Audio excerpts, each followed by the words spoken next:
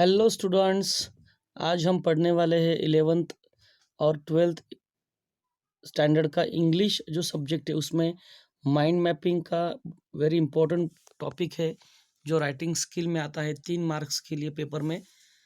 तो उसमें आपको एक पॉइंट दिया जाता है, उसके हिसाब से आपको खुद बाय योर ओन थिंकिंग आप खुद सोच के आपको उसको सब पॉइंट्स में एक्सपांड करना होता है, उसको लिखना होता है।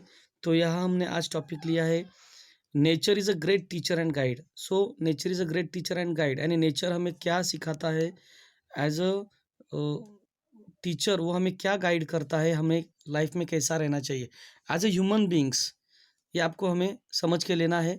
So let's start the point कि nature is a great teacher and guide, कि नेचर हमें क्या सिखाता है। तो number 1, to accept the change, कि नेचर हम लोग देखते हैं कि सीजन वाइज बदलता रहता है। तो as we just accept the change, कि हम लोग इस चेंज को एक्सेप्ट करते हैं और हमारी लाइफ में भी जो भी लाइफ में जो भी होता है situations, we are always trying to change our self. Second, to adjust with solution, self sufficiency and independence, कि हम लोग हर एक एडजस्टमेंट के लिए, हर एक प्रॉब्लम्स के लिए सॉल्यूशन निकालने का ट्राई करते हैं।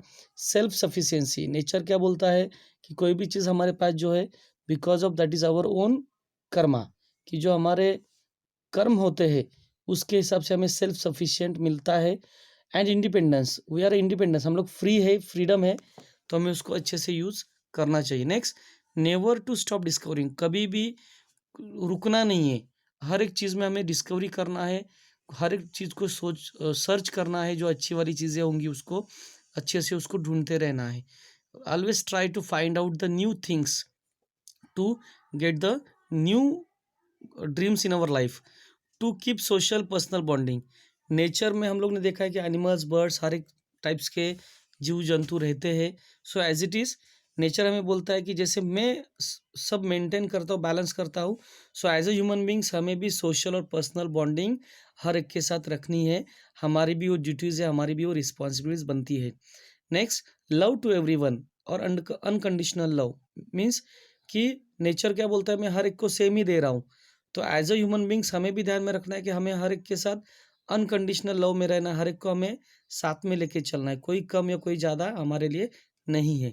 Next, rest, renew and regenerate, कि वेर एवर द पॉसिबल हमें रेस्ट करना है, जब रिन्यू की बात आती है हमें फिर से स्टार्ट करना चाहिए। रीजनरेट मीन्स क्या, कि जो चीज़ हमें पता है कि बहुत सारी चीज़ें हम लोग यूज़ कर रहे हैं, बहुत सारी चीज़ें ख़त्म हो रही है, तो हमें उसको रीजनरेट भी करना है एज आवर ओन एफर्ट्स, खुद थोड़ा ट्राई करके। Next one, flexible, resilient and cooperation, कि हमें फ्लेक्सिबल रहना है सिचुएशन के साथ। नेक्स्ट, सस्टेनेबल लिविंग, अभी सस्टेनेबल लिविंग का मीनिंग क्या होता है कि एज ए ह्यूमन बीइंग हम लोग रह रहे हैं, मगर हमें डेवलपमेंट जो हम लोग कर रहे हैं, तो हमें सिर्फ खुद के बारे में नहीं सोचना है, नेचर को पोल्यूशन नहीं होने देना है, नेचर में भी एज इट इज़ क्वालिटी होनी चाहिए और हमारे लाइफ में भी क्वालिटी होनी चाहिए। हमारी सोशल डेवलपमेंट हो रही है, इकोनॉमिक हो रही है, ऑल टाइप्स ऑफ डेवलपमेंट हम लोग हमारे लाइफ में कर रहे हैं। तो हमारी लाइफ सस्टेनेबल लिविंग में कब रहेगी, क्वालिटी लाइफ कब रहेगी, जब हम लोग नेचर को क्वालिटेटिव रखेंगे। Enjoy the beauty around us, कि हमारे आजू बाजू में नेचर ने जो हमें प्रोवाइड किया है उसको हमें क्या करना चाहिए, एन्जॉय करना है और उसको बचा के रखना है। Next, environmental conservation and protection, nature हमें ये भी बताता है कि इफ़ यू आर कंजर्विंग मी और प्रोटेक्टिंग मी, आप मुझे बचाओगे तभी मैं सबको बचा पाऊंगा, अदरवाइज मैं किसको भी नहीं बचा पाऊंगा। सो ये पॉइंट्स जस्ट मैंने मेरे हिसाब से लिए हैं, आप आपके हिसाब से भी ले सकते हो, आपके नॉलेज के हिसाब से। Next, balance and harmony in life, कि हमारी लाइफ में बैलेंस होना चाहिए, हारमोनी होनी चाहिए, हर बंदे को हम लोग को एज ए इक्वालिटी ट्रीट करना है, किसी को अलग या कोई को डिफरेंट नहीं समझना है। Next, to keep fresh mind and body, nature क्या बोलता है कि मैं जैसे as per season wise, as per the time change होता हूँ, मगर मैं एज इट इज़ मेरे साइकिल में काम करता हूँ। सो हमें हर दिन हमारा माइंड फ्रेश रखना है, हम समझो हमारा माइंड अच्छा रहेगा तभी हमारी बॉडी काम कर पाएगी।